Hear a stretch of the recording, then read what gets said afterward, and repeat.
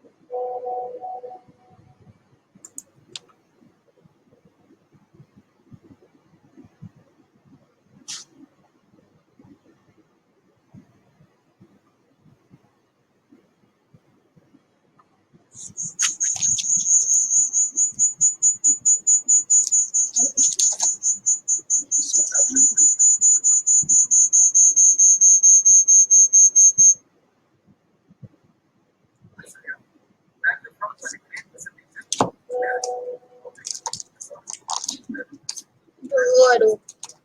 Ada je masalah.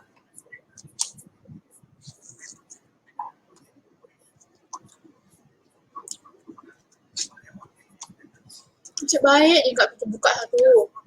Kalau tak memang tak boleh kunci. Uish. Dia panjat yang mana? Belah depan je. Depan? Tak kunci? Mungkin tak lock lah kan?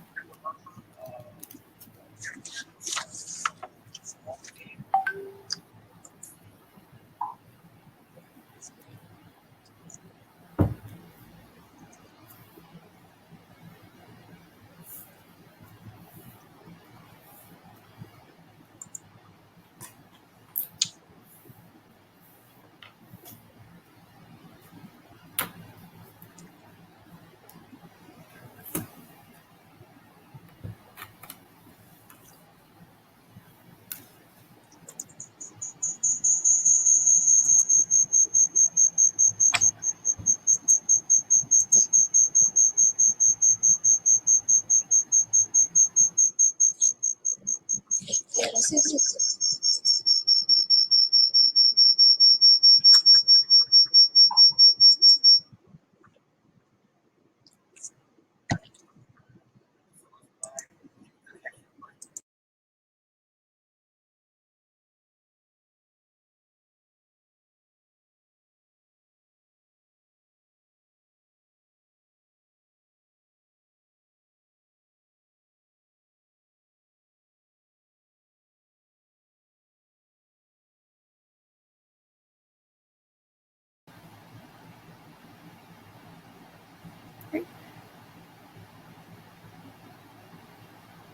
Habis. Dia ada pin chat Alia. Malia ni.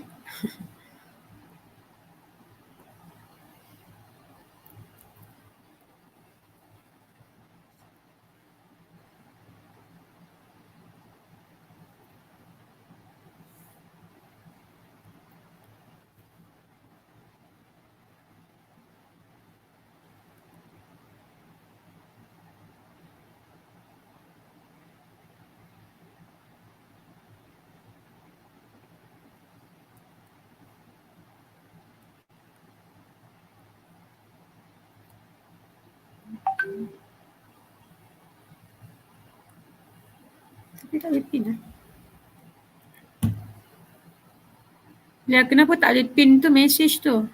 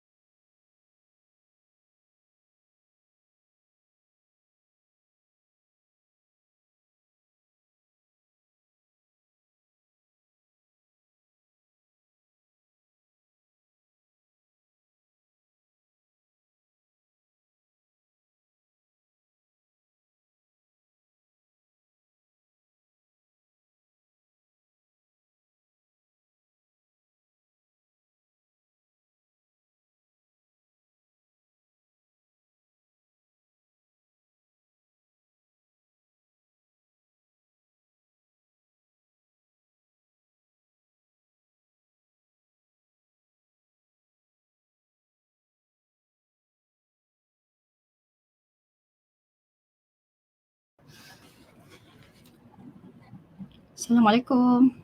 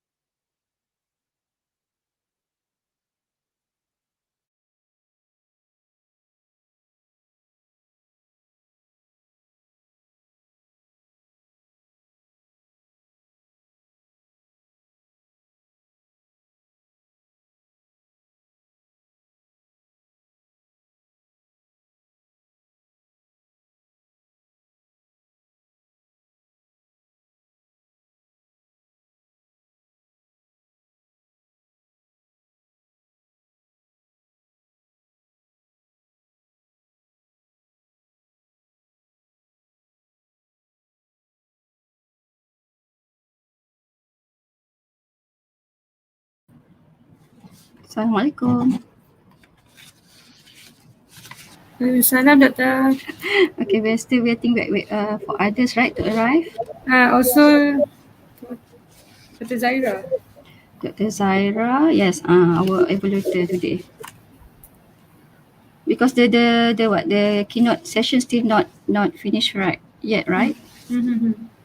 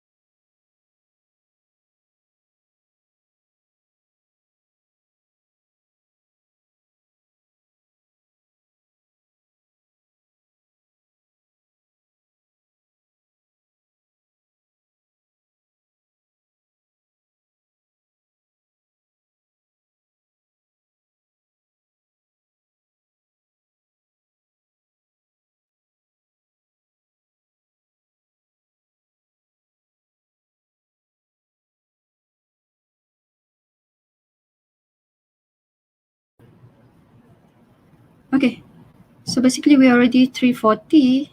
So how is it, IT committee? Do we need to wait for the other presenter to come here to enter this room? So I saw that we have Dr. Rida here, and we also have Nur Fatin Amirah, then Miss Ain Atira. Miss Ain Atira still not here yet. Mm-hmm. Okay, and then Associate Professor Dr. Lim Tek Hock also not here. For our invited speaker, Dr. Lina Adnan. So we only have two only, right? Yes. I call. Is it Miss Ain here? Because I saw that there's a message in the chat. Okay, welcome Dr. Zaira. Thank you. Assalamualaikum. Waalaikumsalam. Waalaikumsalam, Doktor. Okay, just check attendance. Maybe Ain can request to enter to share the video.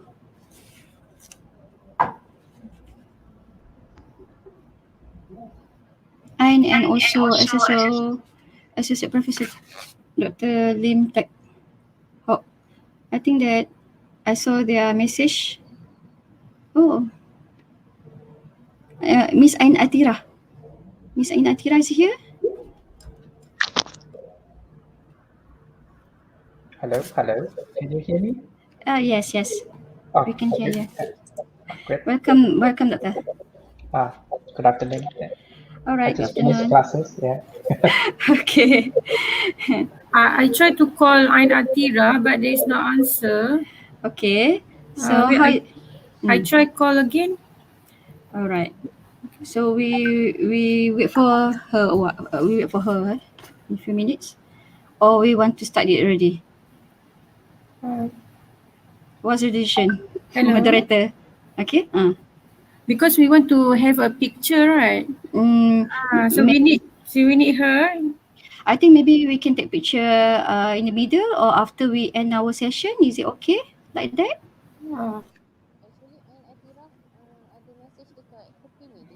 Ah, Okay. I think yeah. She said that she already pressed the button.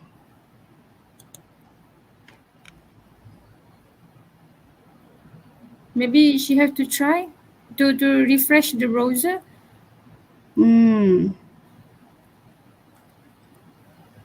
Okay. For the meantime, maybe okay, I will do a short of briefing or announcement for before we start our session. Okay, Assalamualaikum and a very good. Yeah. Is it okay, Nurul? Can I proceed? Okay. I think is it okay? Can I proceed? Can you guys hear me? Miss Ain, try to refresh.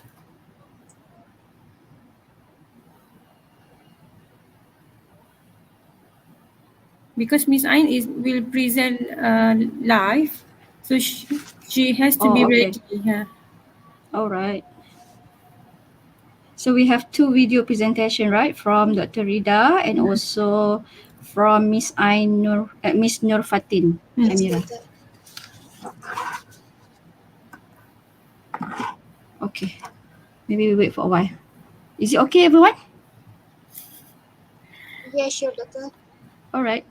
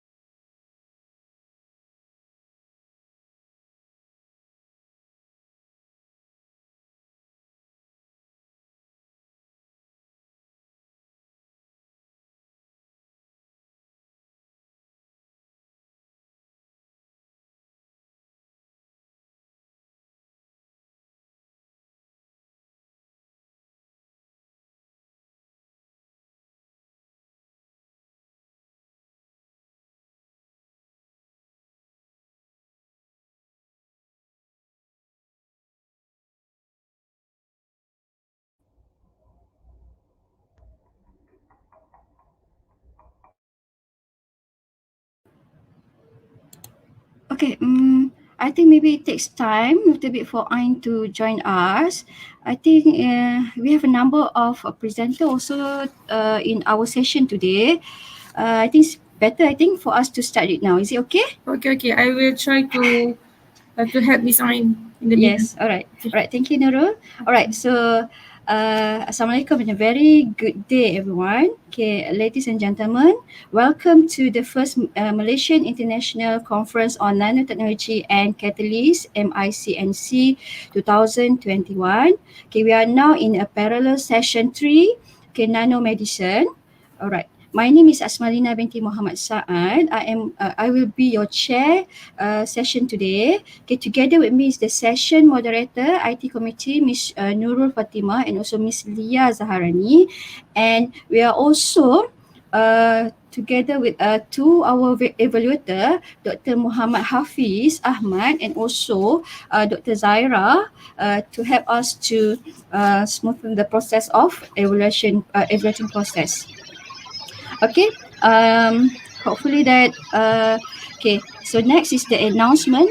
Okay, ladies and gentlemen, for the oral presentation, okay, we will evaluate the awards under two categories, which is the best session presenter and also best presenter award. For the best session presenter, we will announce before the session ends. So please stay in this room, okay, until we finish the session. And for the best presenter award, okay, we will announce it during the closing ceremony. Okay, I would like to seek for your kind cooperation to mute your mic if you are not presenting, and to avoid any kind of visual disturbance as possible. For those who intend to ask question to presenter, you can channel your question in the question and answer box. Okay, I will read the question after the presentation end. You can also request to share your audio and visual to ask your question in live mode. Okay, presenters are given 15 minutes to present their presentation and 5 minutes for the quick Q&A session. Whereas for the invited speaker, you are given 25 minutes for presentation and 5 minutes for the Q&A session. Okay, we will remind you, okay, 2 minutes before the presentation session end. Okay, before we start this parallel session, do we have already all the members here? Okay, so then I would like to seek your cooperation to turn on your camera so that okay, we can have a photo session.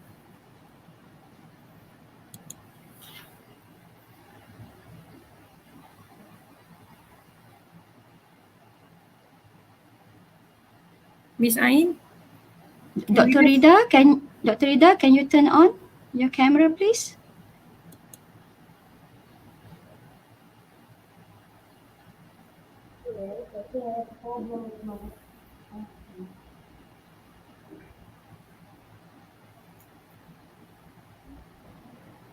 I think you just what? How maybe we take this one shot, then another one next. Is it okay? Okay, Miss Ain, can you open your Miss Ain video? also.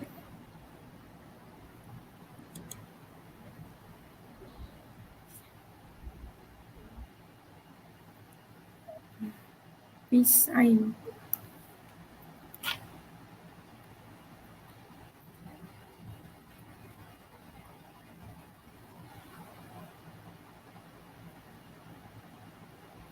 I already take for this photo one.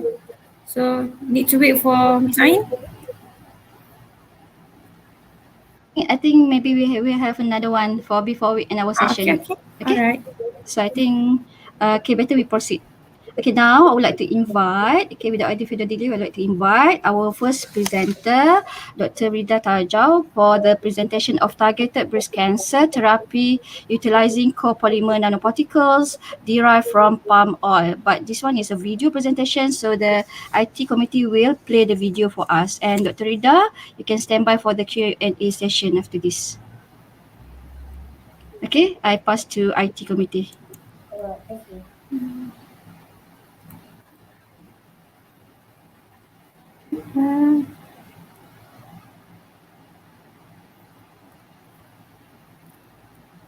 Where is the video? Wait. Can anyone where is the video? Wait.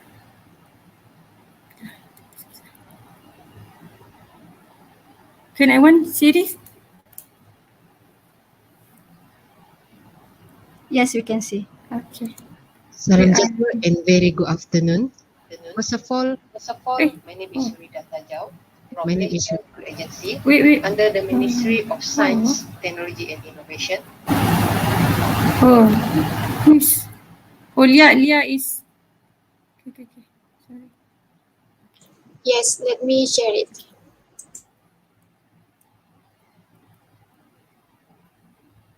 Salam sejahtera and very good afternoon.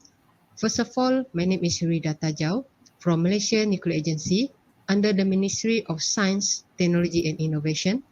Today, I would like to share our research finding entitled Targeted Breast Cancer Therapy Utilizing Copolymer Nanoparticles Derived from Palm Oil. This project is a research collaboration between Malaysia Nuclear Agency and Universiti Kebangsaan Malaysia. Outline of the presentation including background of the study, problem statement, objectives, methodology, results, and discussion and conclusion. Background of the study. There are 6 key concepts in this research. First is the use of natural polymer nanoparticles. The advantages is it is biodegradable, safe, non-toxic, economical, and improved therapeutic efficacy in the body compared to the petrochemical-based carrier. Second is to develop the targeted type nanoparticles because it is effective drug functioning at the surface site, safe, non-toxic, and has controlled release properties compared to the non-targeted type nanoparticle. Third and fourth is to use the radiation processing technology and reversible addition and fragmentation transfer chain polymerization or RAF to develop this nanoparticle because this process can be set up at room temperature, aqueous media, and no catalyst, which is this process can be considered as an environmental friendly process. Fifth is the peptide conjugation technique to the nanoparticle surface. Also, this technique is a convenient process, such as ability to react in aqueous solution, room temperature, and use of non-hazardous reagent. Sixth is the nanoconnection technique for anti-cancer drug, which is easy, rapid process and can be conducted in liquid phase and room temperature. 4 key strategy jumpstart sectors under the Nano Malaysia programs are such as food and agriculture, wellness, medical and healthcare, energy and environment, and electronic devices and systems. Drug delivery such as nanomedicine and biosensors are examples of research and development studies that need to explore in the designing and development of new medicine products, especially for our own local use. In global nanoparticle market share in 2019, the medical application segment accounted for market share of 29.1%, included imaging, targeted drug delivery, nanodiagnostic, cell repair, nanorobots for surgery, and nanobiosensors. Global market player included SRAM Chemical, American Element, US Research Nanomaterial, and etc.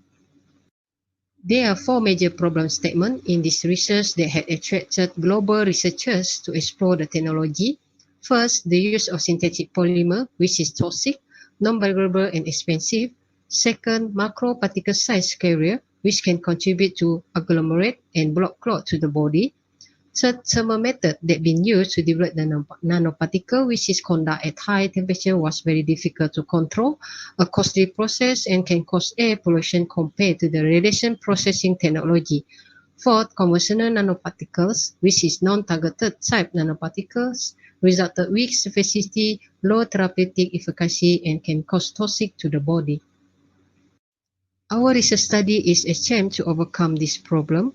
We propose to use the natural-based polymer to develop the nanocarrier, then develop polymeric nanoparticle size using radiation processing technology and RAF technique. And finally, we will develop targeted nanoparticle by functionalize this nanoparticle with protein or peptide to make it has the targeted character that make it can perform multifunctions in the human body. 4 main objectives of the study are to synthesize and characterize copolymer nanoparticles called polyapo block polyester nanoparticle using RAF polymerization and gamma irradiation technique. And second, to functionalize the copolymer nanoparticle with peptide. And third, to encapsulate the peptide cell or anti-cancer drug in the nanoparticle. And fourth, to analyze the performance of this targeted nanoparticle toward the breast cancer cell. This is 2 raw material based on palm oil product known as APO or acrylated palm oil and polyester or polyo for use in the development of copolymer nanoparticles. And these 2 material has been developed in our own laboratory at Malaysia Nuclear Agency. There are 4 processes involved in this research.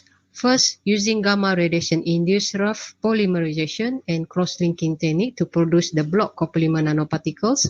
Second, using chemical conjugation technique to surface functionalize the nanoparticle with peptide to produce the targeted type nanoparticle.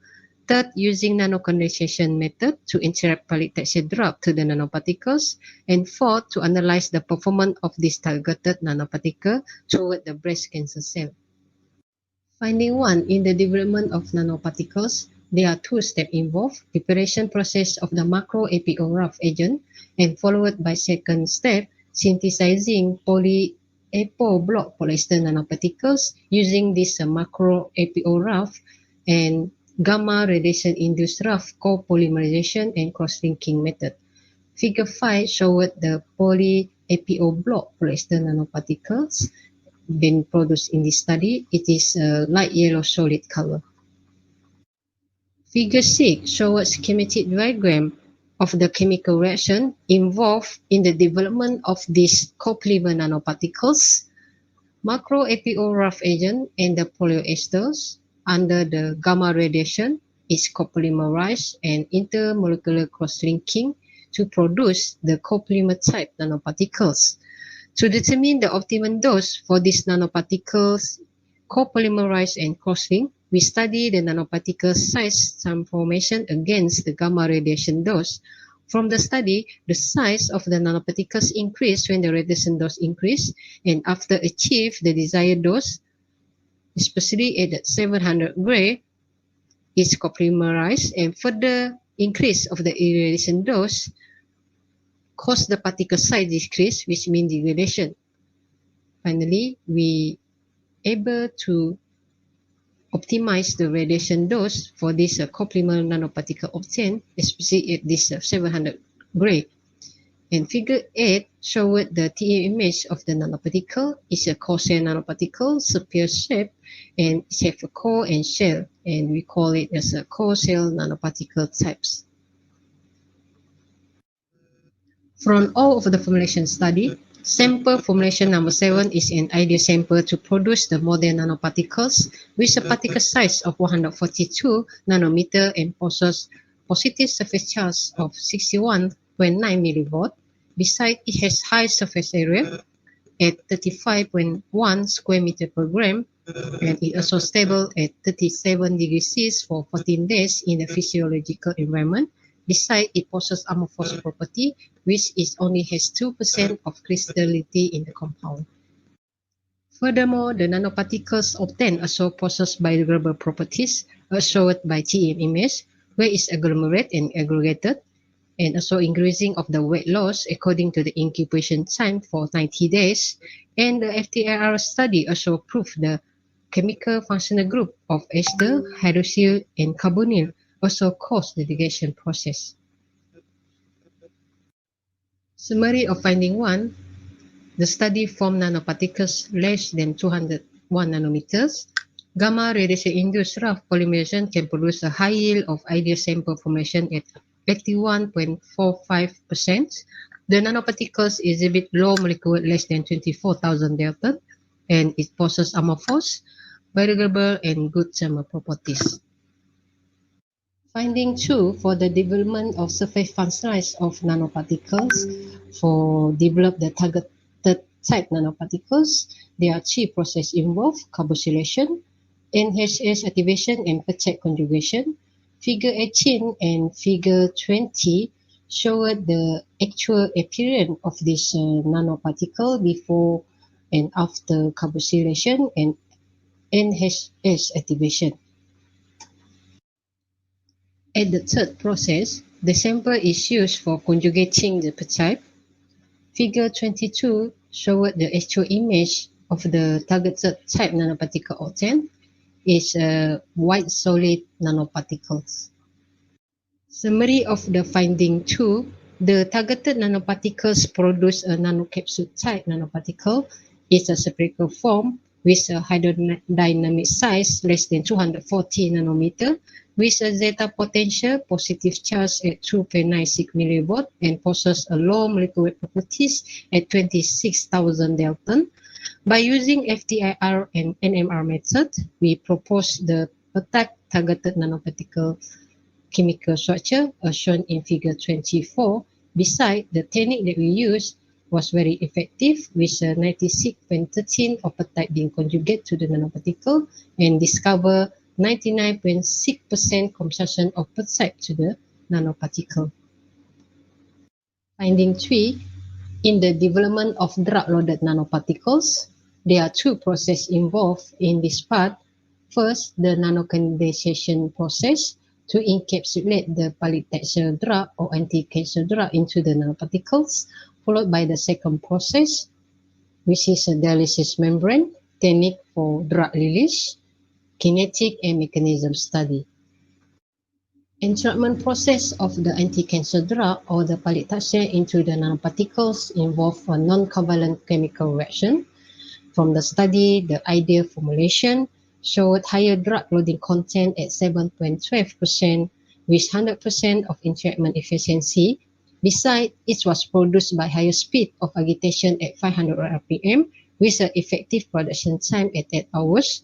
The nanoparticles O10 is a white solid powder form, as shown in figure 29. Besides using NMR and FTR method, we are able to propose the final and chemical structure of this copolymer type nanoparticle from palm oil base, shown in figure 28. We also compare the functional type and non-functional type nanoparticle, with both of these nanoparticle was loaded with a polytexture drug. We conclude that both nanoparticle obtain a spear-shaped form of nanoparticle, and also both nanoparticles show a controlled drug release profile with a first order release. And also from the Cosme paper order, both nanoparticles show a metric control diffusion type release system. This nanoparticle also review the biodegradable properties, where the weight loss percentage increasing upon 30 days. FTR also proved that functional group such as ester, hydroxy, and alkyl undergone degradation. And TEM image also showed agglomerate and aggregation of these nanoparticles during the degradation process. And degradation process of this nanoparticle is due to its amorphous property, which is only 1% content of a crystallinity compound. Summary of the finding 3, the ideal model formulation sample give higher yield in drug content percentage, respectively at 52.87% and 7.12%. The nanoparticle O10 is spherical, possess amorphous and biodegradable property with less than 270 nanometer hydrodynamic size. Finding 4, performances study for the targeting nanoparticle using breast cancer cell. Cell viability study showed that functional nanoparticle can inhibit the breast cancer cell below 20% at higher concentration of the nanoparticles, such as at 1000 to 2000 microgram per milliliter, compared to the non-functional nanoparticle where the cell is still viable. From the cell imaging study using high content screening method, the functional nanoparticle review is selective or targeted character to the cancer cell compared to the non-functional nanoparticles. Summary of the finding 4, peptide functional nanoparticles showed their effectiveness to inhibit the cancer cell and prove they have targeting character toward the cancer cells.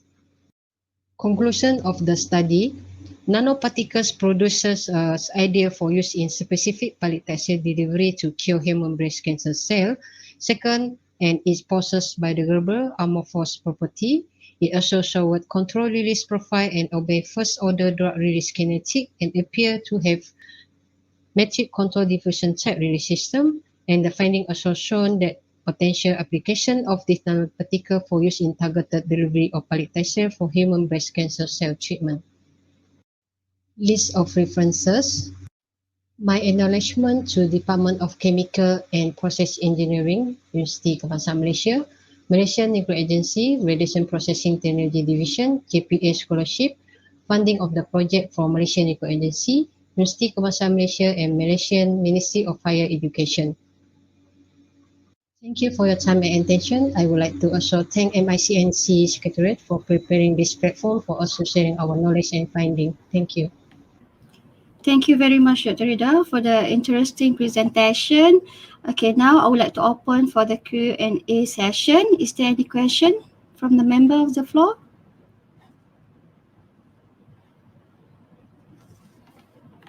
Okay, you can put your question in the chat. Okay, I will chat box here, or you can turn on your camera and share your audio. Then you ask a question. Okay, there's one question from me. Okay, Dr. Rida, what is the challenge or the difficulties that you face during the synthesis of the nanoparticles and during the drug loaded process? Thank you, Doctor. Can you hear me? Hello, Doctor. I can hear you, but you sound very far. Hmm.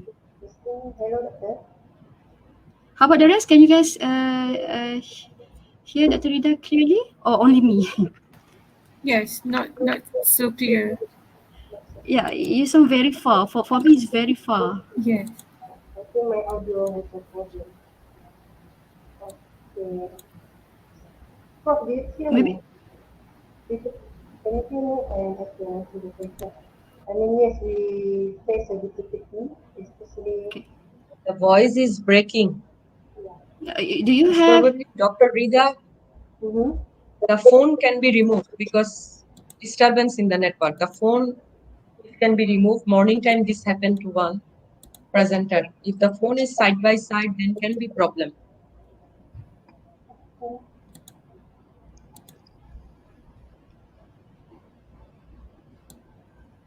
Hello? Okay, try. Okay, much better. I think it's better.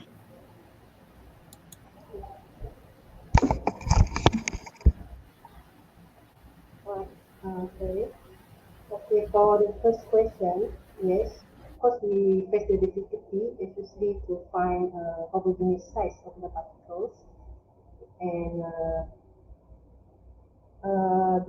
especially during this synthesizing process using the gamma, and it was very difficult to handling it, because we need to make sure the environment is non oxygen. Yeah.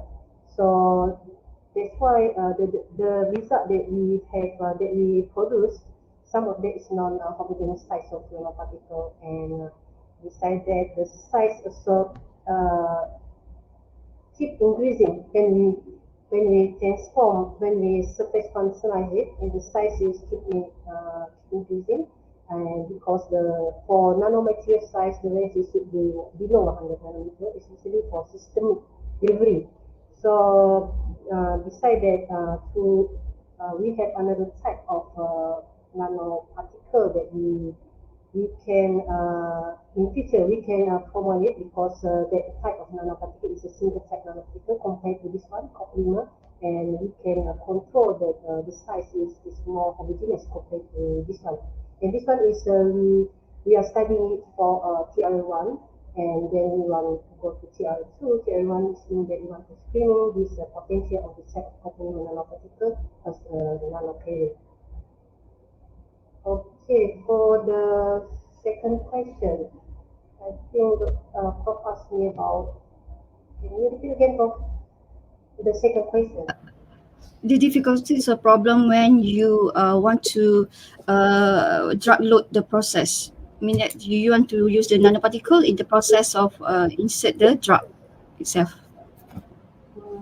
Just now, your finding number 3, I saw that you share the process of you drug load those nanoparticles. Okay, so is there any difficulties that you face? For loading the drug, I didn't face the difficulty, but the challenging is to collect the nanoparticles. Yeah, it's very hard to collect it, and I think almost 50%, more than 50% is just just uh, it just cannot be collected. Yes, so that's why during the step of functionalization, the yield of the nanoparticle is below than 20%.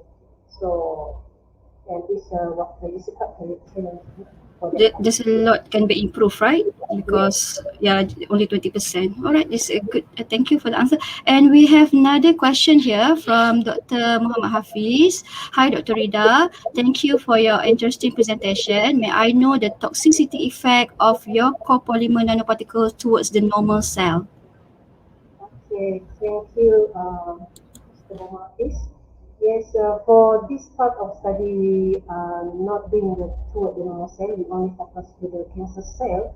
But for the single type of polymer, which is APO, because this nanoparticle in study we are using two type of polymer, APO and polio. For APO, we have done the study. We also developed a APO type single nanoparticles, and this nanoparticle towards the normal cell is it is safe to the normal cell. It didn't give any effect to the normal cell, and the reason is because this is palm oil, and we are using a cooking oil, for example, like ceremony, to develop this nanoparticle, and it gives advantage to us, and it's being thought to be safe to the our body. Thank you. Right. Thank you, Dr. Rida. Is there any question? Any more question for Dr. Rida? Okay, if there's no more question, thank you, Dr. Rida, for the very interesting presentation.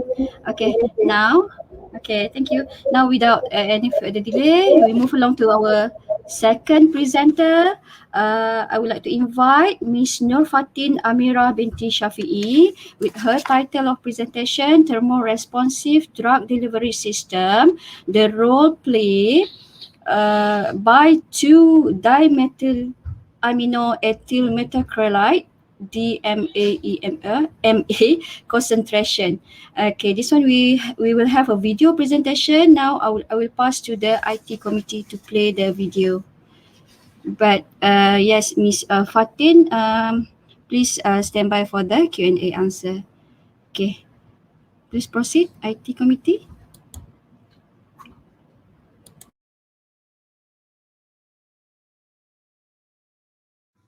Assalamualaikum and very good evening.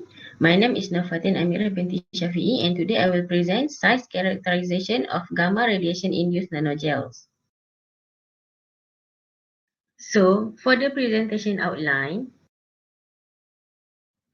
I will begin the presentation with introduction and research background, followed by the research methodology, results, and lastly the conclusion and recommendation. Cancer occurs when some of abnormal body cell growth in uncontrollable manner and spread to other part of the body.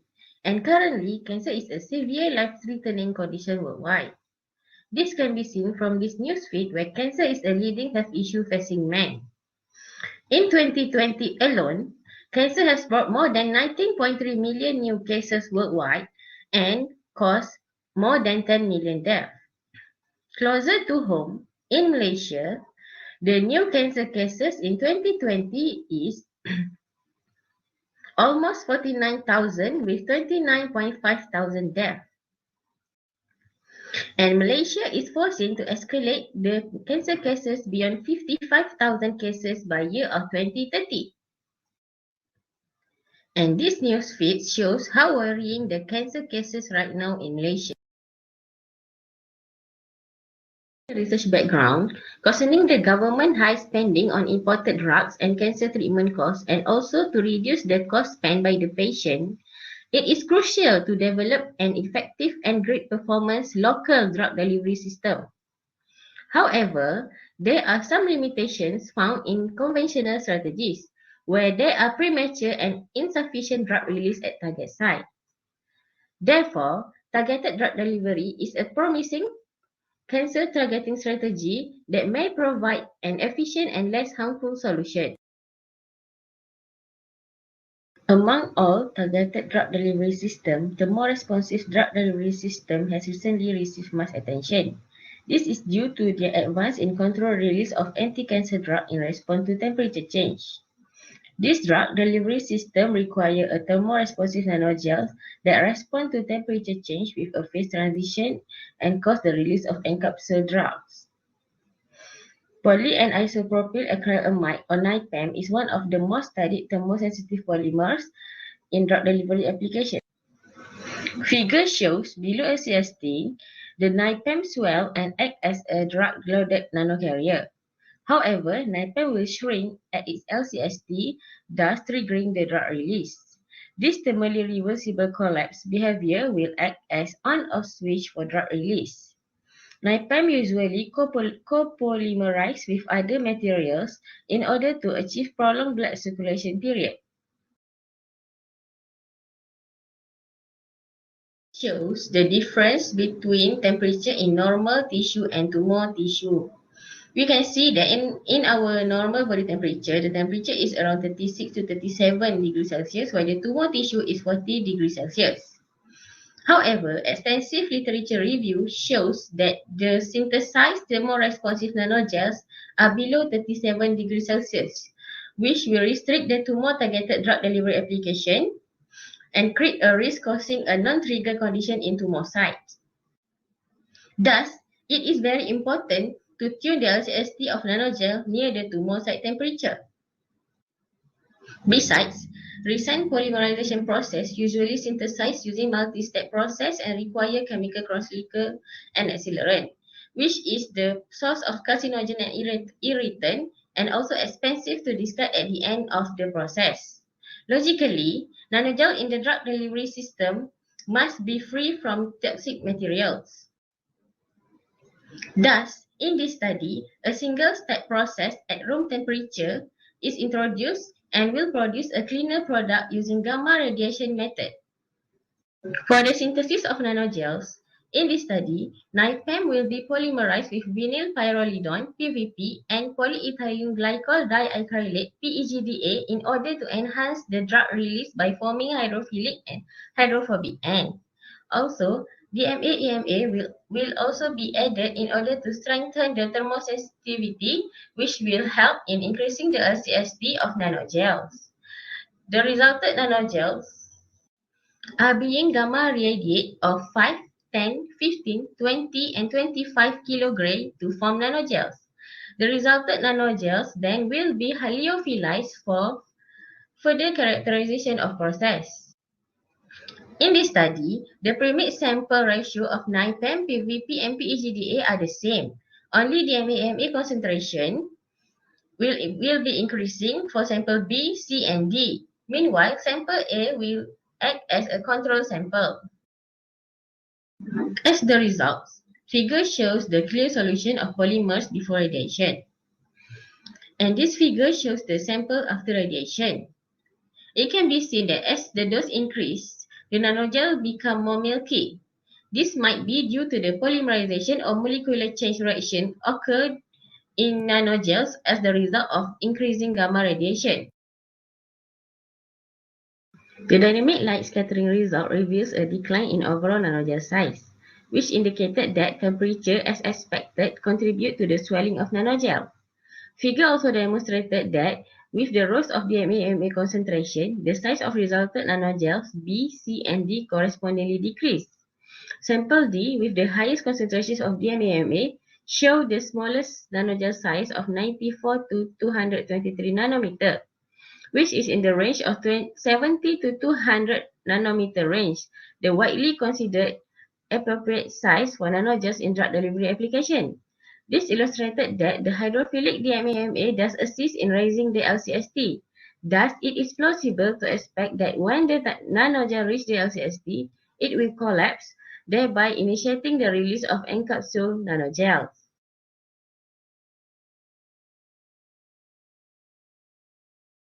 The graph shows the size of resultant nanogel as a function of dose at temperature 25 degrees Celsius.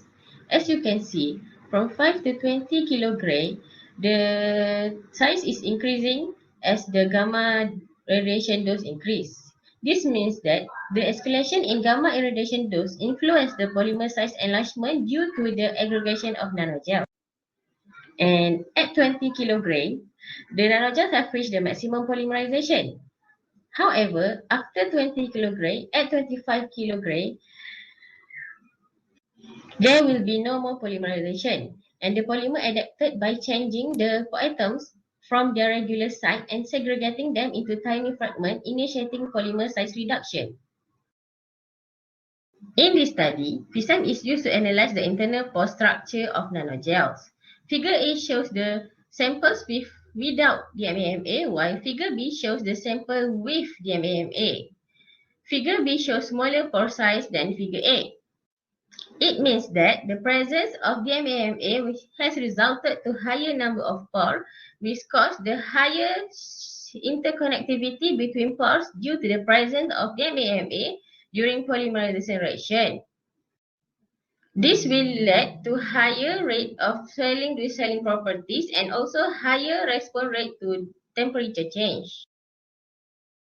In conclusion, a variety of poly-NiPEM, PVP, PEGDA, DMA, MMA nanogels was synthesized and prepared via gamma radiation-induced copolymerization technique in this study.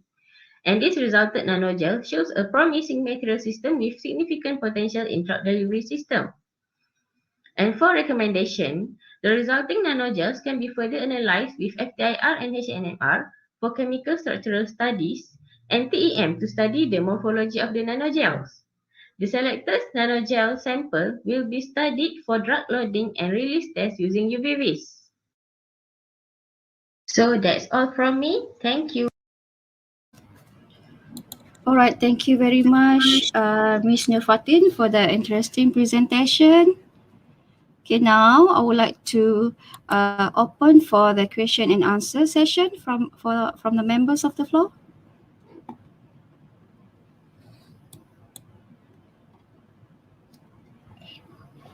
Is there any question?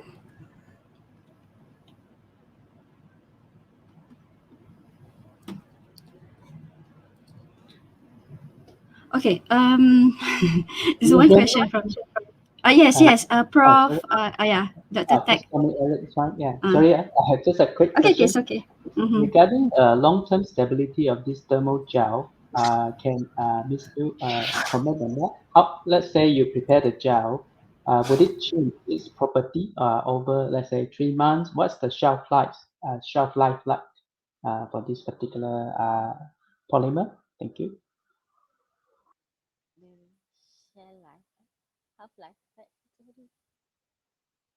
Meaning after you synthesize this gel, because we want to use it for cancer treatment, isn't it?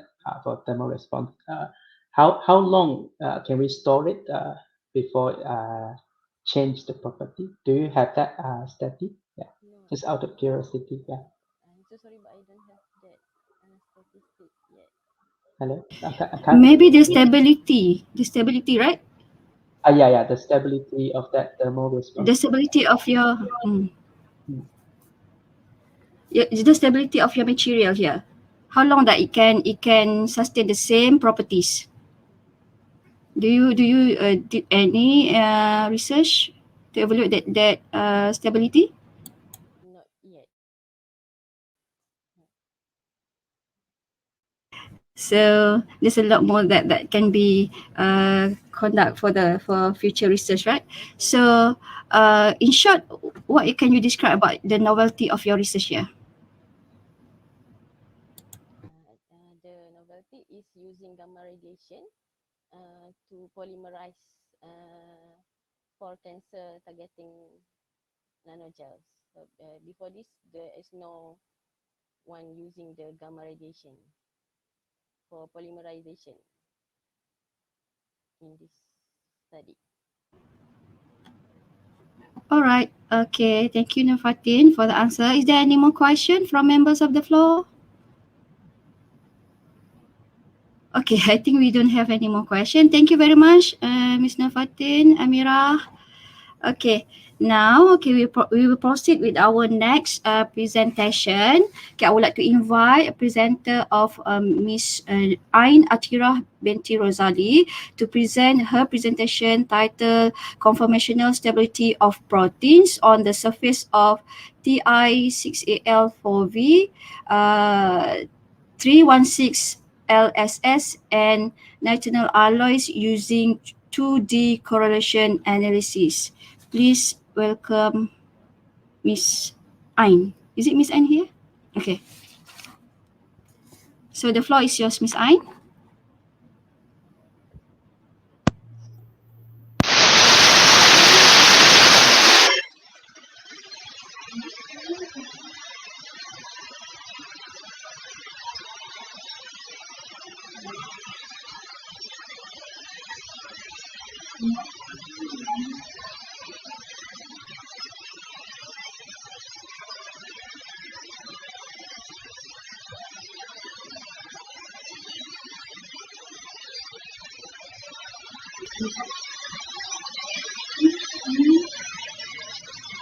Is it okay, Miss Ain? We cannot hear you. There's a lot of noise there.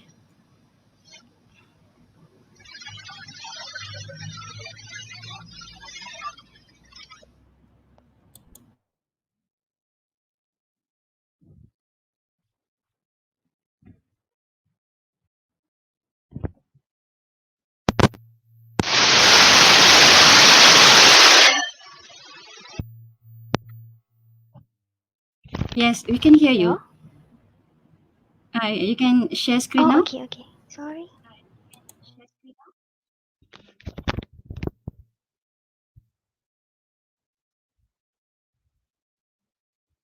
Um, um,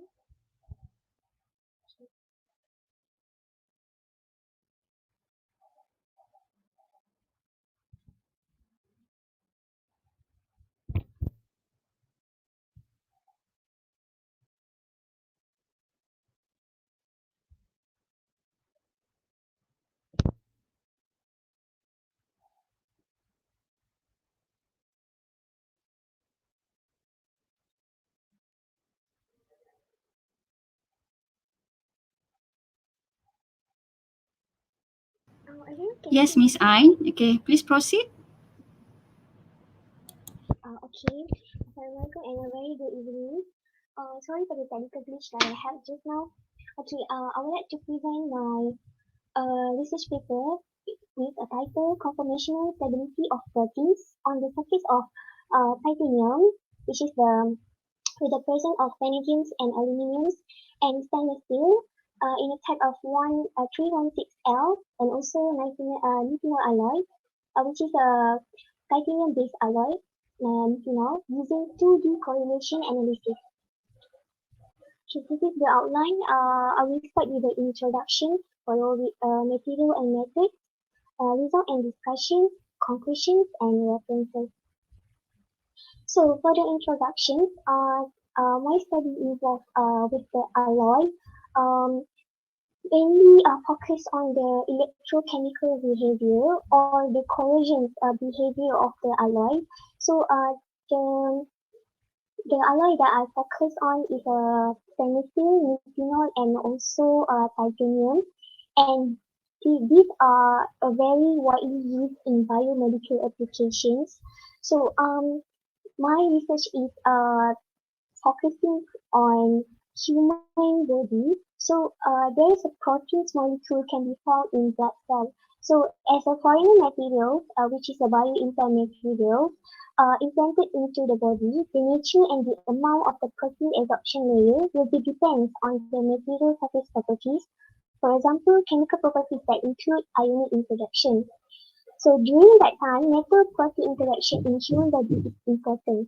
Therefore, important to identify the optimal time for proteins to acquire stable conformations on the surfaces of metals. Therefore, a technique such as Raman spectroscopy is the most suitable to investigate the conformations and protein interaction structure. So materials and methods.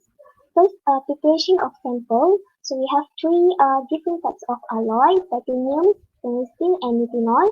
They are sanded and washing distilled with distilled water and dried with compressed air. So after drying, all the sample will be immersed in phosphate buffer solution, which is the solution that is simulated human body, and we will add 1% of proteins, which is used bovine serum albumin and also human serum albumin, HFA. So we have a two batch here. So one batch require one type of albumin, and the duration times are different, which is of 50 minutes, 30 minutes, 45, and 60 minutes. So that after the sample will dry out in an open air, it will be tested under Raman spectroscopy. So for Raman measurement, use a Raman spectrometer in a confocal mode.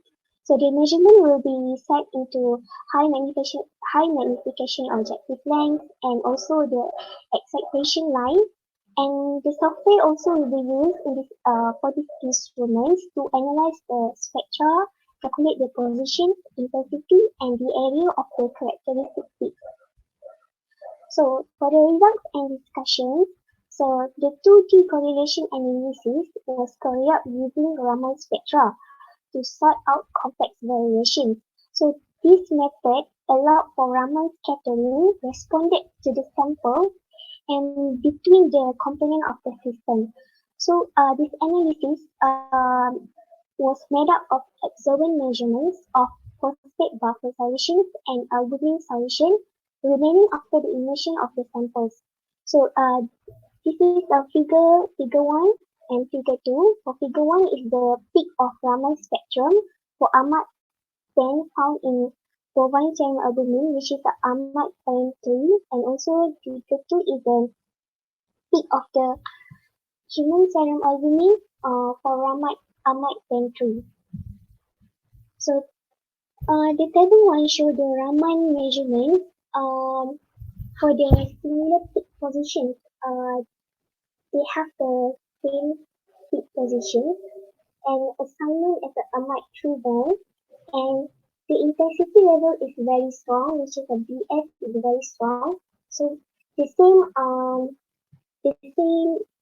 measurements of Raman will be tested on the titanium, tungsten, and neutrino alloy, and the 2D Raman correlation is as in figure 3, 4, and 5. So this is the Raman 2D Raman spectra that obtained in different times at 4 different areas. So we'll pick one of these 4 areas so that we can identify the peak position that is more similar to PSA and also HSA at different times. So we do that on the titanium, stainless steel, and also lithium. So the Raman spectroscopy are particularly sensitive to subtle spectral changes. Therefore, when the bone strain of protein changes, it scatters a laser photon during protein combination and interaction structure. So the Ahmad band increased due to the bond vibrations in the peptide chains. So Ahmad band 3 is a complex band that it will commonly used in defining the conformation of proteins. So from the table 2, 3, and 4, the region from 2910 to 2964 in the Raman spectrums show a very strong band 3 amide for both albumin. So the peak position to BSA and HSA was found in an emission time of 30 minutes for BSA and at 50 minutes for HSA for titaniums, and stainless steel and methanol, they share the same result, which is 60 minutes at bovine serum albumin and 45 minutes at human serum albumin. So in the conclusions, the finding of time-dependent protein conformation could be attributed to the correlation behavior of the metal implant due to the protein-surface interaction. So the regions in the Raman spectrums are clearly identified a very strong Ahmad band 3 for both albumin. So similar peak for Ahmad band 3 to bovine serum albumin and human serum albumin was found at emission time for titanium is 30 minutes at BSA and 15 minutes at HSA, while for stainless steel and methanol, 60 minutes at PSA and 45 minutes at HSA. So that to achieve the objective of this study, the time conformation of both albumins on the metal surface of titanium, stainless steel, and methanol were different, where PSA took 15 minutes longer than HSA. So this is the references, and that's all for me. Thank you. All right, thank you very much, Ms. Ain Atira, for the great presentation. Now, I would like to open for the Q&A session. Okay, is there any question from members of the floor? Okay, I think we have one question from Miss Lia here, Miss Lia Zarani. Okay, thank you, Miss Ain Atira. May I know how do you optimize the materials condition to get the best product? Okay, the questions from chat. How do you Okay, optimize the material condition to get the best product? The best product. You mean in terms of what kind of conditions may I know? Because I am not very clear with how you optimize the material condition to get the best product. Miss Lia, can you elaborate more on the question? Maybe because your research is about stability, right? Okay. Oh, okay. The amount of Because of this study is involved in human body, so I must follow the body temperatures and also the pH level. For like temperature, I maintain at 37.6 plus minus, and also pH value is a neutral 7.4, and also the concentrations of the protein itself for one standard albumin and also human standard albumin is only 1% because if we because we want to use in the solution, it depends on the solution. If our solution is for my study is 150 ml, so 1% of protein is enough to be immersed in the solution. And also I think that's the main conditions that should be highlighted first at the temperature and also pH level and also the concentration of the protein itself. Okay, means that you have a fixed condition. You fix the temperature. How about pH, Janelle? You fix the pH also? The pH is a neutral 7.4. Oh, 7.4. Is it the condition of pH body? Yes, the pH body is normally 7.4, and it will drops to very acidic, which when having we are having after the surgery or implantation, bio-implantation, we will have the area around the implanted the area of the implanted will be dropped to 5.2, which is more acidic. Okay, so you did evaluate also the effect of pH towards the protein that you want to use here. So basically, from what I understand, that you compare between two protein, right? BSA and also HSA. But here you only discuss about the effect of just now is what the stability between those two by referring to the Raman. Am I right? Yes, by Okay. referring to I. Is there any other important factor that will affect the stability of that protein? The stability. First, we have many types of albumin. So the bovine from the cow and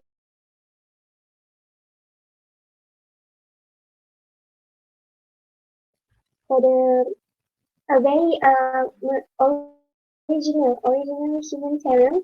So um For this study, we only focus on the two different types of albumin because for my another study, which is involved in the corrosion behavior, I only use the bovine instead of human serum albumin. So because I want to investigate what I want to investigate the corrosion behavior in the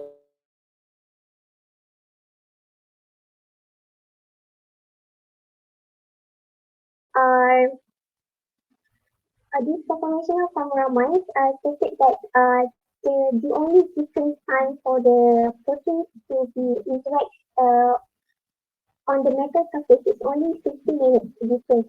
So that's why I come to this study, and it can be further my study by using bovine albumin instead of human serum albumin because human serum albumin is very expensive and of course costly. So that's why I choose to proceed using bovine in my experiment, in my another experiment. All right, thank you, Miss Ain, for the Thank you for the very impressive answer. Yes, we can hear you. Okay, is there any more question for Miss Ain I here? think that's all. Thank you. Yes, Miss Ain, we can hear you.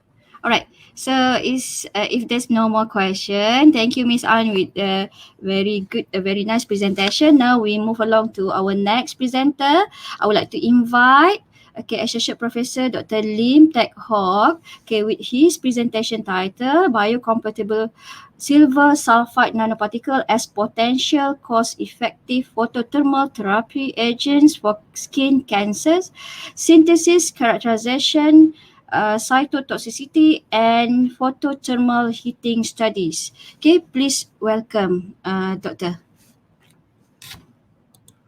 Hello, can you hear me clearly? Yes, I can Doctor. hear you. Okay, then I'll start. Thank you. So, good afternoon, all. My pleasure today to talk to you today, to share with you some of the research undertaken in Thai UC, Tunku Abdul Rahman University College. We are based in Sedapat. So, today the work I'm going to introduce to you is related to silver sulfide uh, nanoparticles, and we synthesize and design the nanoparticles, and we make sure that it's biocompatible to certain level, and then we study their cytotoxicity in the cells in vitro. So we incorporate them into cancer cells, A431 later you see, and then we also study whether when we expose this particle to the cell and near IR light, whether it can kill the cancer cells or not. Yeah. So the choice of the silver sulfide is based on the fact that it can absorb near IR light effectively and convert it to heat. So this is why this is a picture here. You can see showing our particle being heated effectively under the radiation of a 980 nanometer laser. And actually, this was done in the physics, at the Department of Physics in UM. Yeah. So our particle can absorb the IR light very effectively and produce heat, and we want to use that to kill cancer, which I will elaborate later on. So cancer, as we know, is such a big problem. Actually, we name it the big C. Yeah. So in Malaysia, cancer actually is the fourth leading cause of death, according to a report by MOH, a Malaysian study on cancer survival in 2018. And this number is increasing, of course. And in fact, cancer started with a single cell, and then it will start to mutate. When the mutation occur, what will happen is it will switch off the tumor suppressor genes. So that allows it to grow unchecked. And then as it keep growing, then the oncogene will actually inactivate more tumor suppressor genes. So it means that they can keep growing. And at the same time, the mutation will inactivate the DNA repair genes. So meaning the body cannot repair it and it keeps growing because it's not suppressed. And over time, it becomes cancer, which can be deadly, as we know. And many of us perhaps have friends or families are affected, affected by cancer. I myself have two relatives that they pass away because of cancer. That's why I'm interested in this research. Hopefully, we can come up with something that is useful. Uh, Chemotherapy, as we know, commonly used, but it also brings a lot of side effects. So people sometimes can have a higher risk of infections after chemotherapy because their red blood cell number drops, because chemotherapy a lot of time are not selective enough. So what we are trying to do is to tag along this thermal therapy, which is quite popular these days, because it has reduced side effect. Basically, we use the laser to pinpoint on the cancer, so it's more localized and more specific. And also, because of that, if we choose the right laser or wavelength, for example, 980 nanometer, we can minimize the collateral damage on healthy tissues. So hopefully this will reduce the side effect. Now, if we choose a 980 nanometer laser, it will be more, it will be quite transparent to human tissues, but then it will not be able to heat up the cancer cell, which has similar compositions to the normal cells. So we need some help. So what we can do is prepare these photothermal agents, PTT, so nanoparticles, which we can incorporate into cancer cells, and then we shine the light to it, and hopefully it will absorb the light and turn it into heat effectively and kill the cancer locally through hyperthermia by overheating. So there has been a lot of study on PTT, gold, platinum, phosphorus, molybdenum sulfide, copper sulfide, and silver sulfide has been investigated. In fact, there has been a long list. But overall, if you look at the literature, high-performing PTT often come with a high cost. For example, gold and platinum. Also, because of their inertness, they are chemically inert, the body may have problem or issues removing them later on. So we need to address these challenges. On a separate note, there are certain factors we can actually use to help us design our nanoparticles. For example, it is well known that if we have nanoparticles 50 to 100 nanometer in size, they can selectively being concentrated in cancer cell due to this enhanced permeability effect. Basically, the cancer cell are more leaky. The bigger particle can enter and then get stuck there. So also there have been reports from Gao in 2018, which is reference to. They noticed that if we make non-stoichiometric copper sulfide, the defects actually allows a higher photothermal conversions and a change in the band gap as well. So another study in 2016 by Barons shows that copper actually become more toxic after being processed in the body compared to silver. So our target in this research is we ask ourselves a question: can we produce non-stoichiometric silver sulfide, hopefully with enhanced photothermal conversion effect? And then we want the size to be around 50 nanometer so that we can benefit from the enhanced permeability effect. We want it to be biocompatible to a certain level. Also, we want to reduce the cost of production. So by using less silver instead of gold, also we will try to design our synthesis using the concept of green chemistry. Oh, sorry about that. Hopefully, the cost can be lower due to we having the synthesis done at room temperature and pressure, etc. So in fact, the work started with sulfur. One of my FIP students, he started with the synthesis of sulfur, and we found that by acidifying thiosulfate, we can make sulfur. But in this particular reaction, if you don't have any surfactant, all you're going to get is some particle floating on top because sulfur is hydrophobic. But we found that if we add in some surfactant like sodium alginate, we can actually produce a very nice stable solution with a zeta potential of minus 29.5 millivolt. It is well known that if you have a zeta potential between minus 30 and plus 30, it will be quite stable. And these particles are not nanoparticles. They are in the micron size, but they are relatively uniform. Yeah? And this is the XRD to prove that it is actually orthorhombic sulfur. We actually take this sulfur and use it as a trap for silver nanoparticles. But then we thought whether it is possible to take this sulfur and react that with silver to produce silver sulfide. Because a lot of the silver sulfide synthesized, they use sodium sulfide, Na2S, which is quite hazardous and toxic. So we want to use a safer precursor, which is the sulfur, and then we produce our silver in situ, and then the particle will be stabilized by sodium alginate, and then we pack in some PEG, polyethylene glycol, and then hopefully it can enter the cell nicely.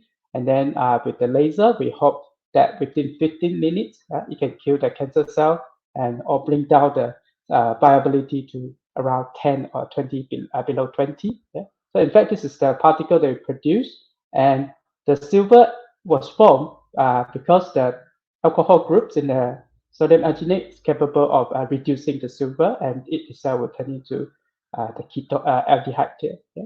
So this is the XRD of our product. As you can see, it's well matched to a non-stoichiometric silver sulfide and not so well matched to the silver sulfide itself. So we have achieved our target of non-stoichiometric silver sulfide. And in fact, from the SEM, we can see that the particles are mostly quite similar in size, a few big ones, but more or less they're the same. So the particle size is centered around 50 nanometer. And the EDX mapping shows that we have very clean samples, silver and sulfur. In fact, we also see sodium due to the alginate. And after the synthesis, in fact, the zeta potential increased further to minus 42. So that explains the very high stability of our particle in water. So then we studied the optical property. We found that it absorbed 980 nanometer very well here. So this is the laser we're going to use. And the band gap has been found to be 0.97 eV. And if we look at the photothermal conversion property, so we start at 24 degrees Celsius because the room was aircon. And with water itself under the laser, after 15 minutes, it only increased its temperature to 34. But with the presence of our particles, it can go up to 56 degrees Celsius. So 45 degrees is more than enough to induce hypothermia. So we believe that 56 degrees will be even better. So this is the photothermal activity under 918 nanometer laser. You cannot see the laser here because our human eyes cannot detect the IR. But we have a thermocouple here to measure the temperature in addition to the thermal imaging here as shown.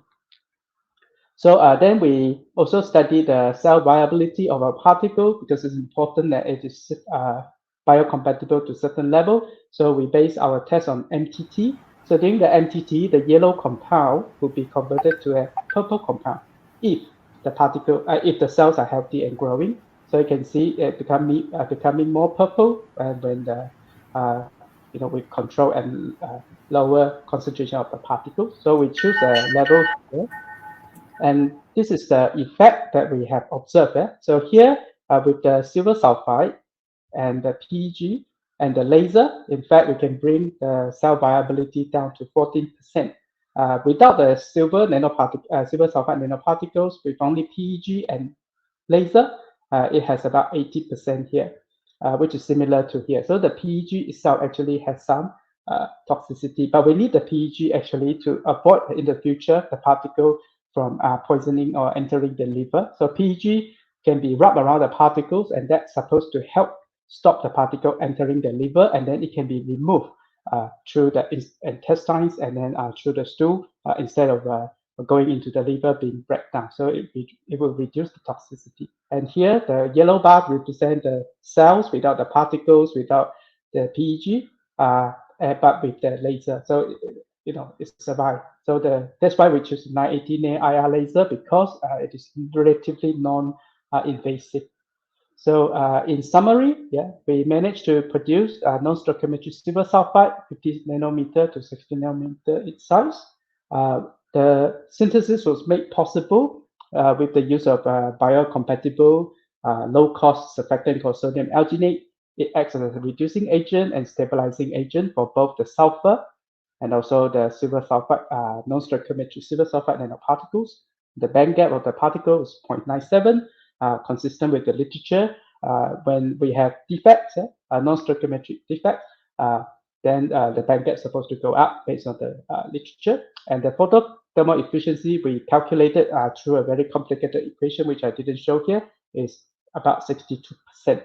So it is rather high. It's not the highest among the literature, but we think it will be sufficient for this application. And during the in vitro cell cytotoxicity studies, particles and laser together bring down the carcinoma A431 in terms of its viability to 14% actually. So, but the control actually survived at 80%. This is due excuse me, this is because there's a PEG present. So In conclusion, with the low dose, around 0.1 milligram per ml, with biocompatible surfaces because of the surfactant we use, the PEG and the sodium alginate, and the 62% conversion efficiency, and also with the use of a 980 nanometer laser, which is quite common these days. It is possible, we hope, that in future we can use it for topical treatment of skin cancer, especially the melanoma cancer, which is it starts on the skin and then it will spread to different parts of the body. So that actually is our ultimate target. But for now, we will focus on the A431 skin cancer cell. We also have studied the particles and haircut cell, which is another type of skin cancer. Sorry, not skin cancer. Haircut is another type of normal skin cell, and the viability is quite similar, though it's lower than that when the cancer. Yeah. So hopefully we can take this further in the future. Yeah, but my student is writing up, so if I can find more funding and other student, then we can continue. Yeah. So these are the references for this talk. Just to let you know, we also have other project going on in collaboration with NanoCat. We have this super paramagnetic nano rods as photocatalyst for dye and microbes treatment. This is in collaboration with NanoCat and Utah. Also with UTM, we're working on the converting the nanocellulose from sago wave, industrial waste, into lithium iron phosphate nanowire, which is shown here. So hopefully we can use it for a more efficient battery or supercap. And as Professor Alan Batami, Nobel Prize winner in 2000, family say science is people. So actually, he was a graduate of my university in Victoria University of Wellington in New Zealand. So I met him once last time, and I was quite impressed with his saying science is people. In fact, thanks to the works and support of all the collaborator, Professor Tetsu, Dr. Tuan from UN, Professor Khadija from UPM, and Dr. Nahar Fiza and Dr. Luke from my university. So these three actually are from the bio background, and us from the nano and the physics background. So last, I'd like to thank my student Eugene. He's the one who was working on this project. He's now working in the company. So and also Ministry of Higher Education for the funding. So that's all. Thank you. Any questions? All right. Yeah, I'll be happy to. Okay, thank you, Associate Professor Dr. Lim Teck Hock, for the very interesting presentation. Now I would like to open for the question and answer session. Okay, so is there any question from members of the floor?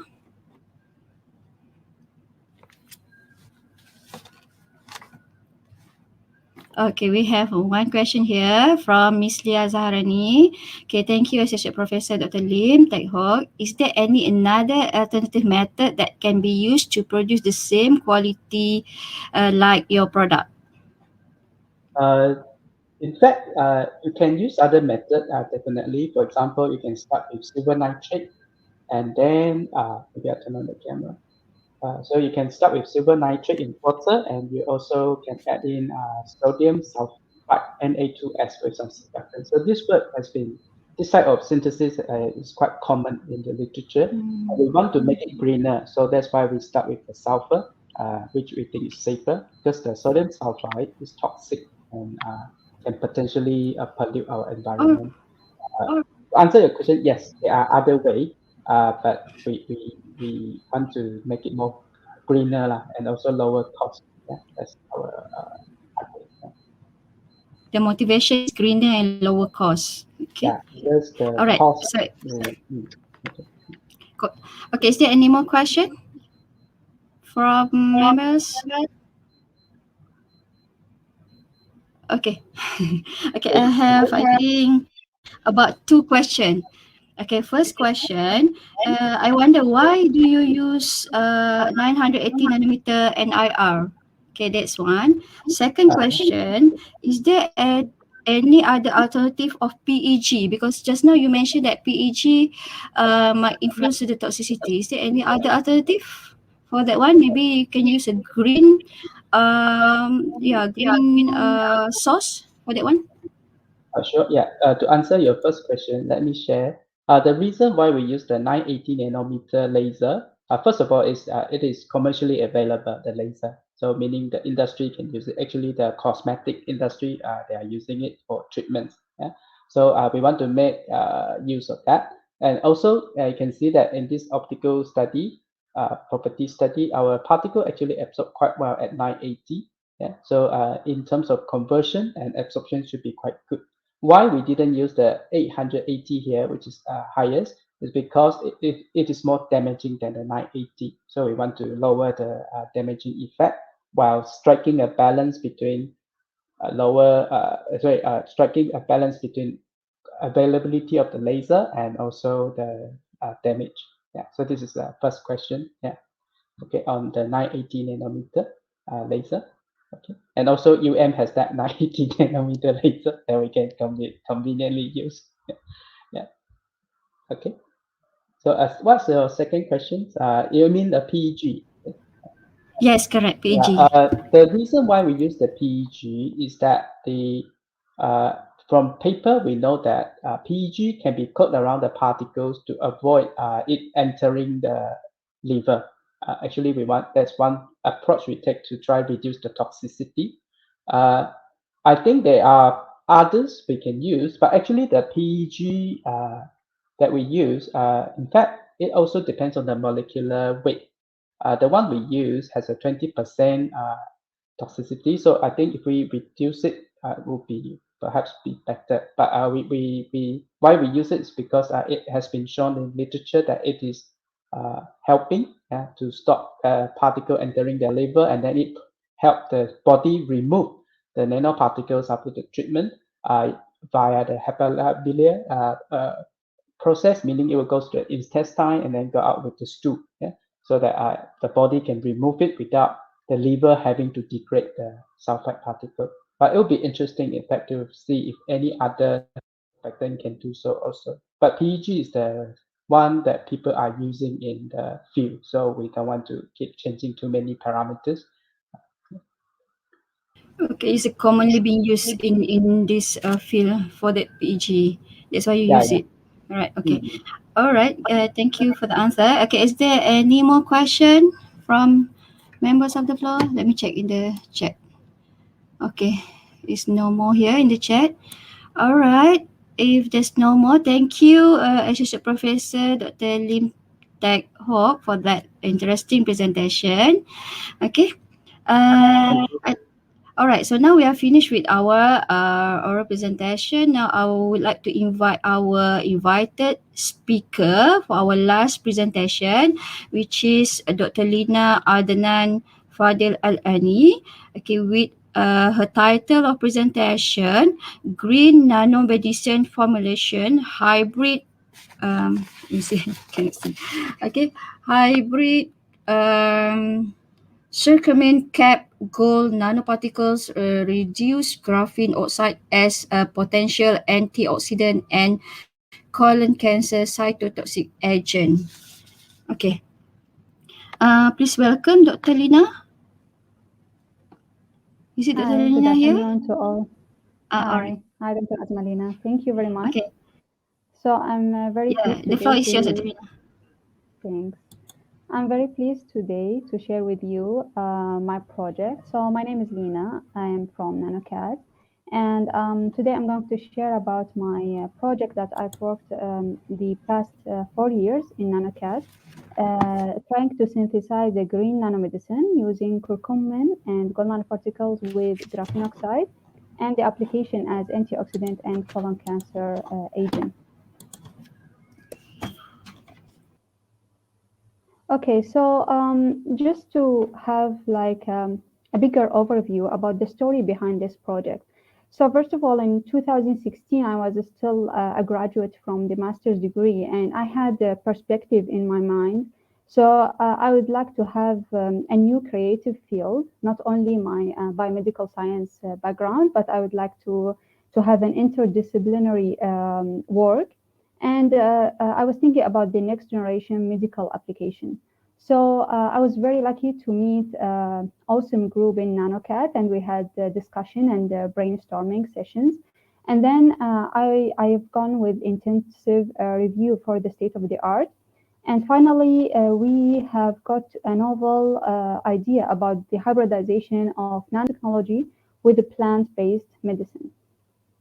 So the project is like basically two stages. The first one is in NanoCAD, where I conducted my work of synthesis and also characterization. And then my second stage was the application. So I used the cell culture lab in Faculty of Pharmacy in UM. The team was basically in NanoCAD, but we had collaboration with international teams as well in University of Auckland in New Zealand and also in Taiwan.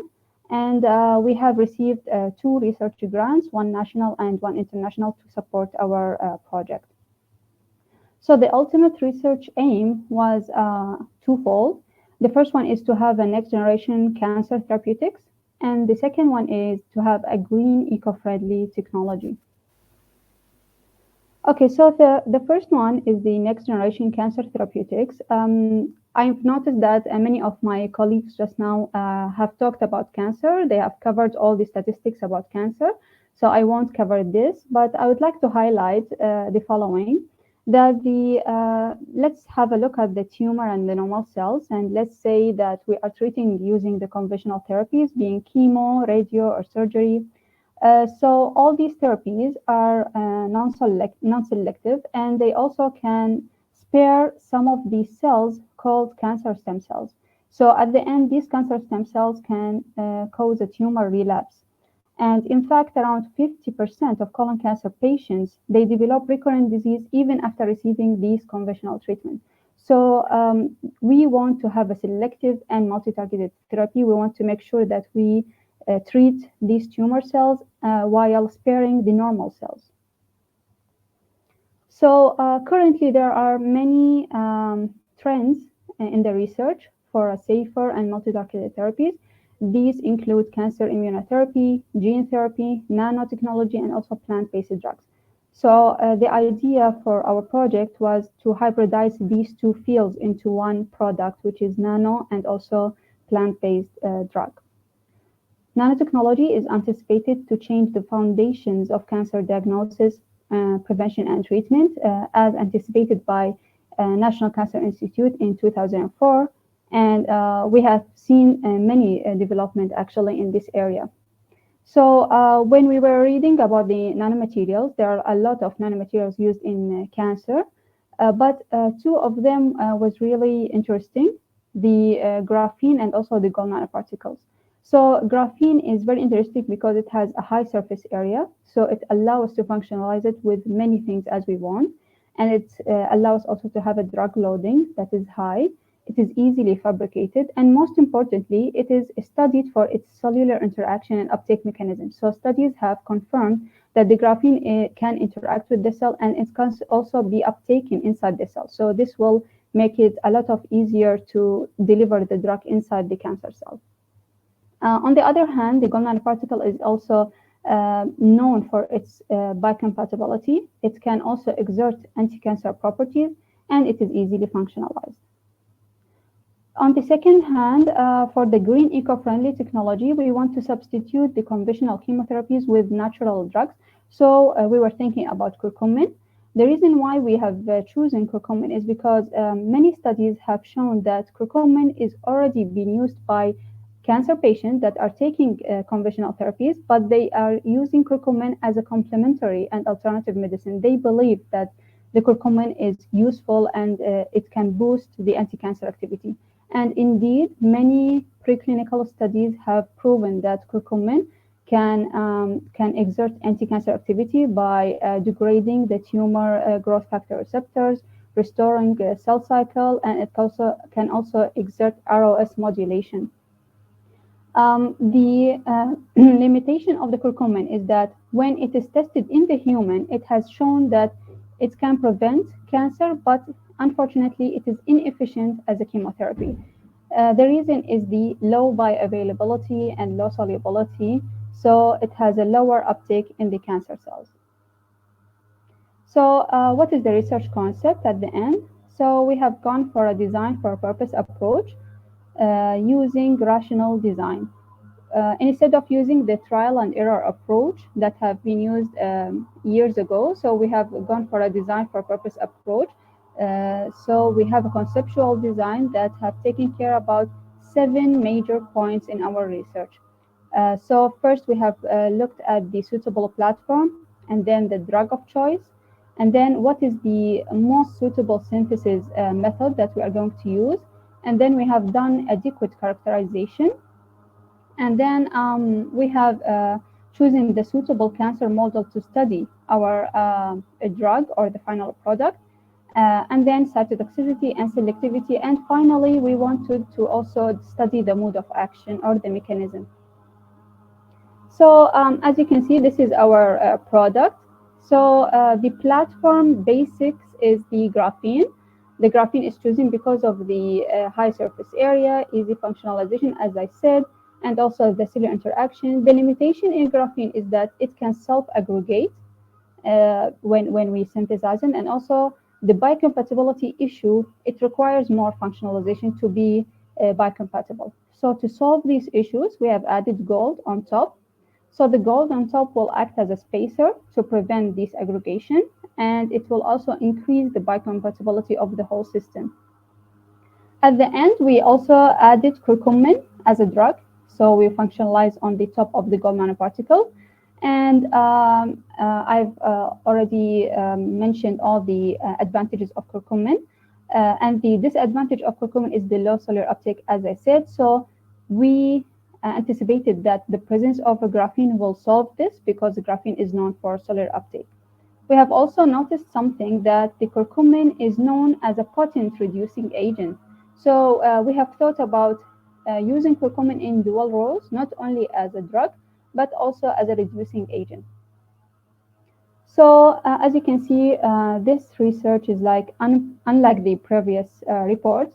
So we will use a consistently human cancer and normal cells. Many research is testing only on the cancer cell, and they are ignoring the normal cells. So this creates a problem later on in the applications. And we have also make sure that it is free from any toxic impurities by using curcumin in the synthesis. So we are using all green materials. And then we have also did cellular uptake studies, which is very important. So the materials and methods, as I said, there are 2 stages. The first stage is the synthesis, the characterization, and then the second stage is the application in cancer studies. So this graph showing briefly about the synthesis. So we have begun with the graphite, and then oxidation to give us a graphene oxide. The graphene oxide is easier to handle, and it will allow us to functionalize with gold and also curcumin. So the synthesis method is really facile, and it's very easy. We added gold ions, and also we added curcumin, and then we manipulated the pH. So at the end, we got the CAG, which is the acronym for curcumin gold graphene. So as you can see, this synthesis is green. There is no addition of any chemical reducing agent. We have just using curcumin as a reducing agent, and it's impurities free product. And then we have also characterized the product. We have done around 11 tests just to ensure that we have the morphology that we want, the structure. We have also taken care about the solution dispersibility, and finally, the antioxidant activity. For the second stage, this is the CAG, dispersion media, and we have tested it using colon cancer. We have using 2 colon cancer cell lines, HT29 and SW948, and then the normal colon cells, also human, CCD841. And then we have done the cytotoxicity and the selectivity index. After that, we move to the mode of action, which is ROS profile and also the uptake studies. So let's have a look about the results that we got. This is the TEM picture of our product. This is the CAG in the middle, as you can see. The graphene sheet, and then the gold nanoparticle is the black dots, and you can see that the gold nanoparticle is finally dispersed homogeneously on the graphene sheet. For comparison purposes, we have synthesized similar product, but using not curcumin, using chemical reducing agent, which is sodium citrate. Sodium citrate is majorly used in the synthesis in nanotechnology, so we have used that. So as you can see here, the gold nanoparticles using sodium citrate will be aggregated, and the literature also cited this problem, and they said the resolution was to use additional stabilizer agent, which is also a chemical. So meaning that we are using a lot of chemicals in our synthesis. So we have proved here that by using curcumin alone, we can get the structure that we want without addition of any chemical stabilizer. These are the results of the Raman, FTIR, XRD, all confirming that the structure has graphene and has gold nanoparticles, and also the curcumin is attached on the surface. So because we are targeting the cancer studies, so it is very important to study the size. So we have studied the hydrodynamic size of the CAG, and we have got the average is 171, which is very suitable to the cancer, because the range for the cancer is about 100 to 200 nanometer. This is to allow passive targeting of the cancer cell. So 171 is within the range that is wanted. And then we have studied the antioxidant activity.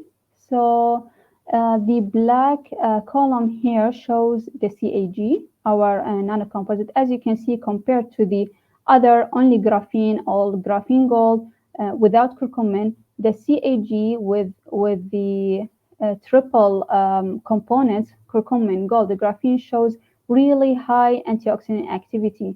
And the IC50 is really significant compared to the other nanomaterials. So at the end, we have tested on the colon cancer, which is our main target. This is the optical microscopy.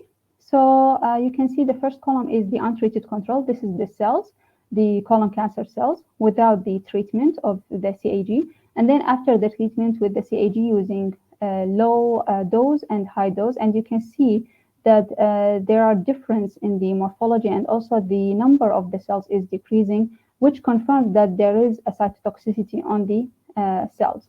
To study more about the numbers, we have also done WST, which is kind of cytotoxicity.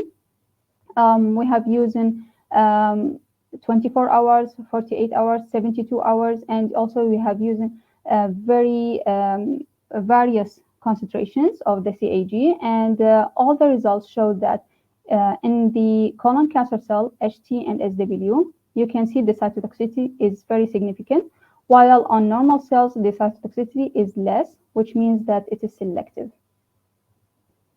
So we wanted also to make sure about the our nanocomposite, that it is uptaken inside the cell. We wanted to know exactly what is happening inside the cancer cell. So we have gone into TEM for treated cancer cell. And this is actually very, very interesting. It's a new field in nanotechnology, in nanomedicine, which combines nanotechnology and the cellular interaction. People are more interested currently to study how the nanomaterials interact with the cell, whether the nanomaterials will attach on the surface or it will be uptaken. So we have studied that. We have done TEM analysis of the cells after treatment. This is a control. This is the cell under TEM, the cancer cell. And then after treatment with CAG, you can see some vesicles here. And then when we zoom into these vesicles, we saw black sheets. These black sheets are the CAG, our nanocomposite. So it means, and it confirms that our CAG has been uptaken inside the cell. The same thing happened for HT29 cell line and also SW cell line. So it means that our nanocomposite is going inside to the cancer cell. Later on, we were interested in what will happen, so we have studied more. So this is the cancer cell after a while. You can see that the vesicle is there, but there are some morphological changes.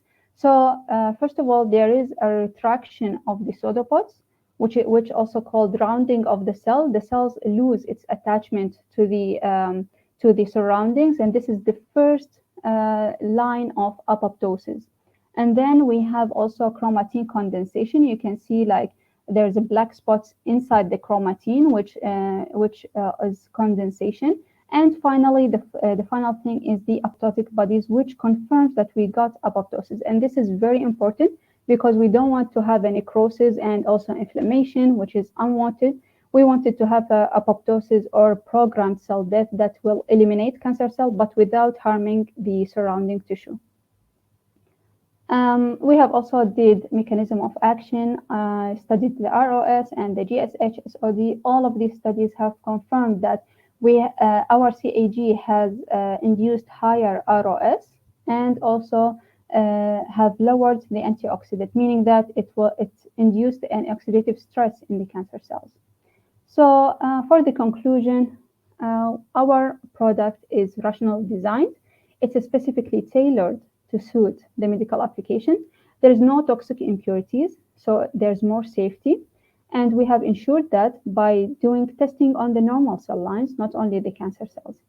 Our research was also studied in depth, so it covered the design, synthesis, cancer studies, and the mechanism as well. And it holds really great potential because it has antioxidant abilities that can be used in other medical applications, not only in cancer. So just to have a glimpse about the achievements till now. So we have an international collaboration, as I said, with University of Auckland and National Chinan University. These are the research papers published recently, and also we have got the ASEAN Award for this project in 2019. So at the end, I would just like to express my thanks to and the grants that is from UMRG and also from SAT2 grant, to the NanoCat, Faculty of Pharmacy, and also to the Thank you very much. Okay, thank you very much, Dr. Lina. Okay, now I would like to open for the Q&A session. Is there any question from members of the floor? Okay. I have a quick question. All right, please proceed.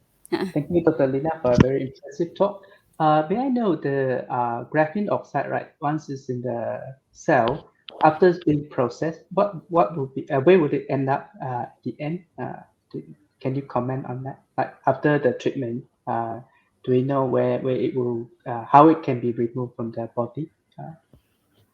Thank you very much. Actually, it's a very, very good point because we were also thinking about that, but this will require further studies, further maybe PhD.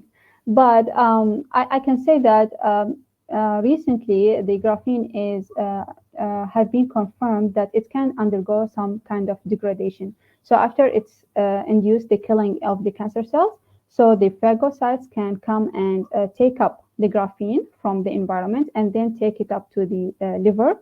Mostly, and then inside the liver, the myeloperoxidase, which is an enzyme, a degradation enzyme, it can degrade the graphene oxide into smaller units that can be excreted out of the body.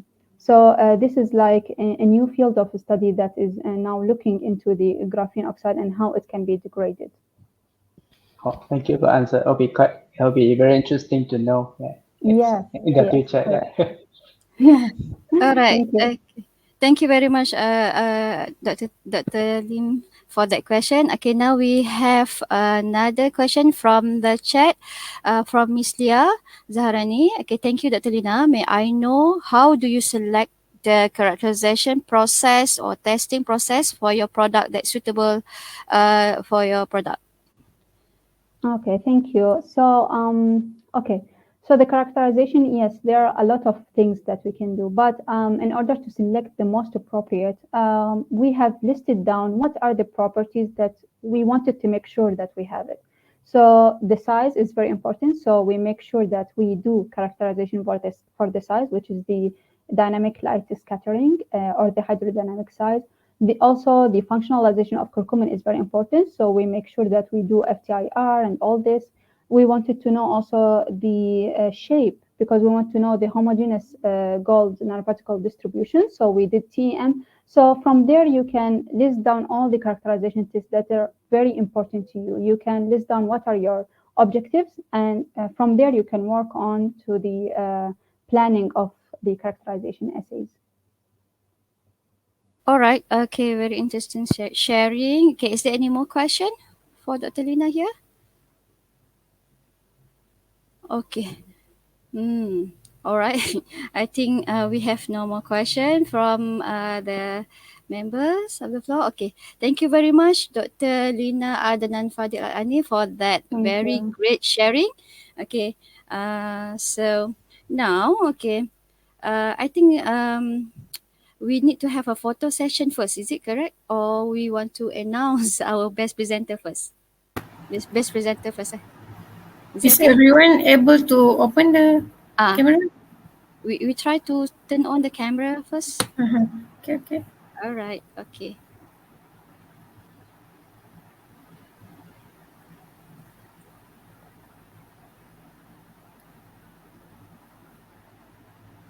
Dr. Zaira.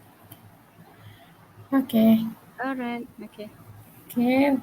1, 2, 3. Smile. Okay. Wait. One more.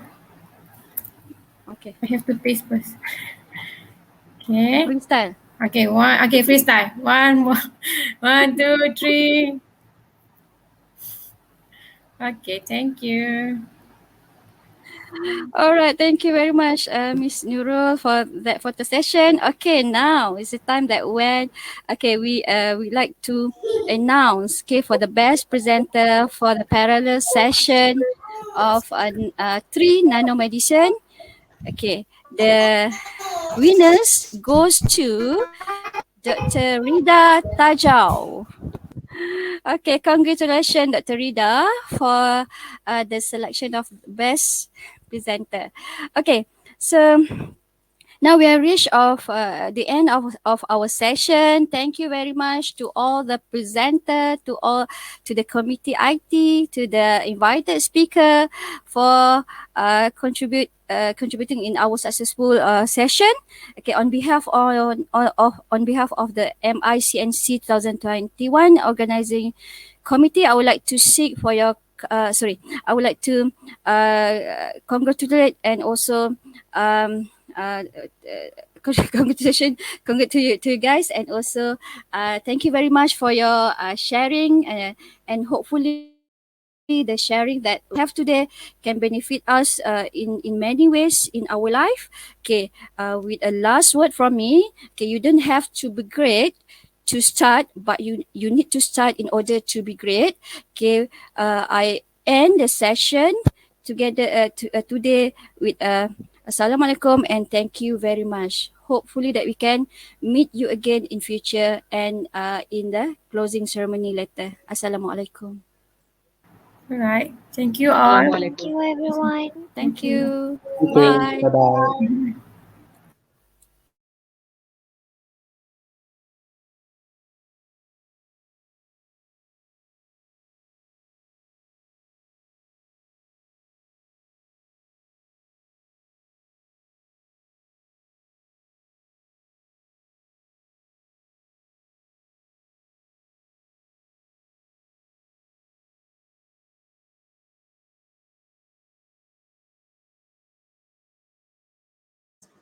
Hello, Akak.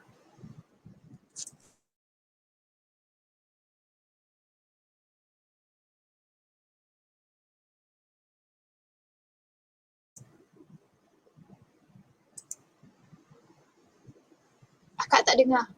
I cannot hear you.